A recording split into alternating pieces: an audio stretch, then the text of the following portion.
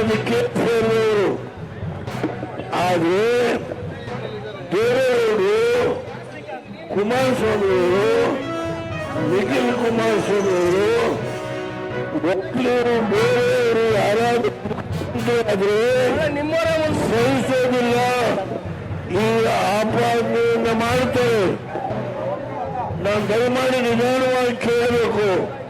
ನಮಗೆ ಯಾರೇ ಮುಖ್ಯಮಂತ್ರಿಗಳಾದರೂ ಒಳ್ಳೆಯ ಕೆಲಸವನ್ನು ಮಾಡಿದ್ರೆ ಅವರಿಗೆ ನಾವು ಬೆಂಬಲಿಸ್ತೇವೆ. ದಯಮಾಡಿ ಡಿ ಕೆ ಶಿವಕುಮಾರ್ ಅವರೇ, ನೀವು 2 ವರ್ಷ ರಾಜ್ಯ ನಮಗೆ ಅಸಮಾಧಾನ ಇದೆ ಅಂತ ಇಲ್ಲ. ಯಾಕೆ ಅಸತ್ಯವನ್ನ ಹೇಳಿ ರೈತರ ಮನೆ ಹಾಳು ಮಾಡಲಿಕ್ಕೆ ಹೊರಟಿದ್ದೀರಿ? 1 ಗುಂಟೆ 2 ಗುಂಟೆ ಹೇಳಿ, ಸತ್ಯ ಹೇಳಿ. ಯಾರಿಗೋಸ್ಕರ?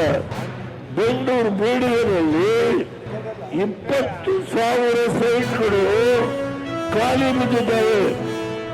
20,000 ಸೀಟ್ಗಳು.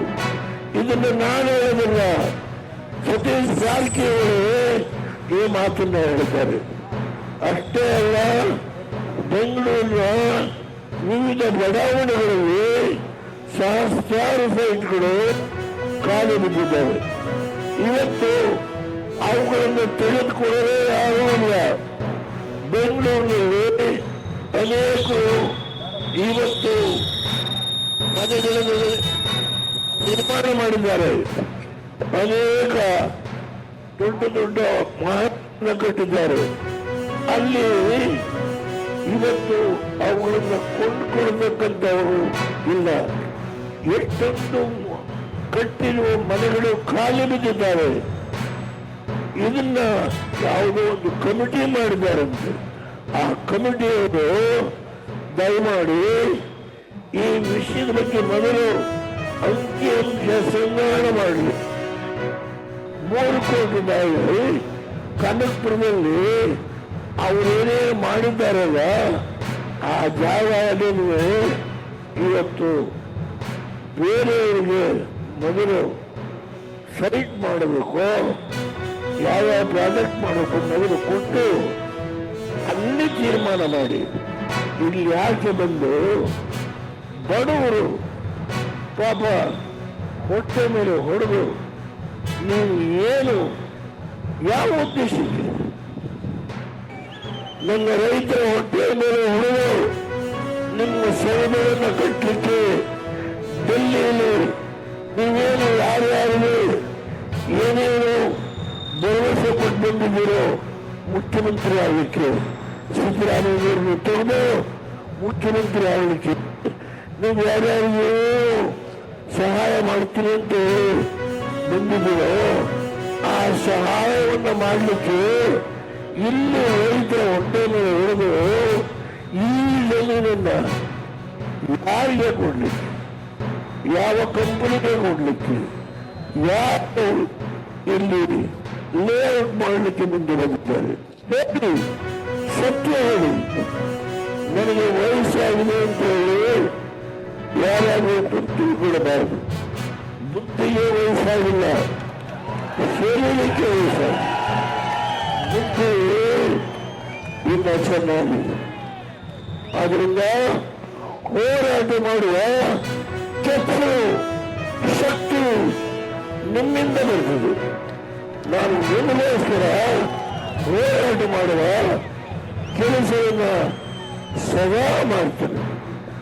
ಅದನ್ನು ದಯಮಾಡಿ 19 ತಾರೀಕು ಫ್ರೀಡಂ ಪಾರ್ಕಲ್ಲಿ ಒಂದು ದೊಡ್ಡ ಸಭೆಯನ್ನ ಏರ್ಪಾಡು ಮಾಡಲಾಗಿದೆ. ಬೃಹತ್ ಸಂಖ್ಯೆಯಲ್ಲಿ ತಾವೆಲ್ಲ ಬರಬೇಕು. ನಾನು 10 ನಿಮಿಷ ಆ ಸಭೆಗೆ ಬರ್ತೇನೆ. ದಯಮಾಡಿ ಎದೆಗೊಂದು ಬೇಡಿ, ಯಾರೇ ಏನೇ ಮಾಡುವರು ನಿಮ್ಮನ್ನು ಅರೆಸ್ಟ್ ಮಾಡ್ತಿರುವಂತವರು ಜೈಲಿಗೆ ಹೋಗಲಿಕ್ಕೆ ಸಿದ್ಧ ಒಂದು ಸ್ಥಿತಿಗೆ ಮಾನಸಿಕವಾಗಿ ತಯಾರಾಗಿ. ಆದರೆ ಭೂಮಿಯಿಂದ ಇಟ್ಕೊಡ್ಬೇಡಿ.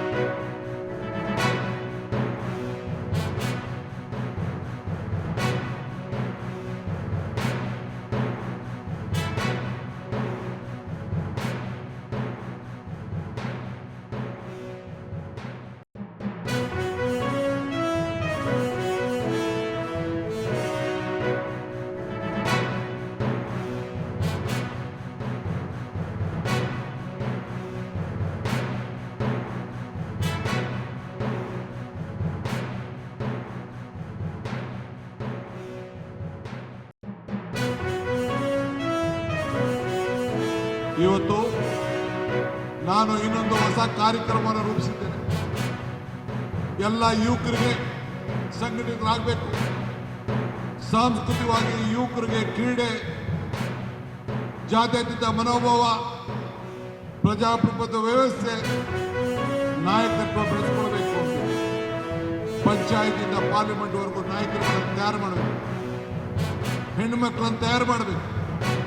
ಯುವ ಪ್ರತಿಭೆಗಳು ಮನೆಯಿಂದ ಈಚೆ ಬರಬೇಕು. ಸಂಗೀತ, ನೃತ್ಯ, ಕ್ರೀಡೆಯಲ್ಲಿ ಪ್ರೋತ್ಸಾಹ ಕೊಡಬೇಕು.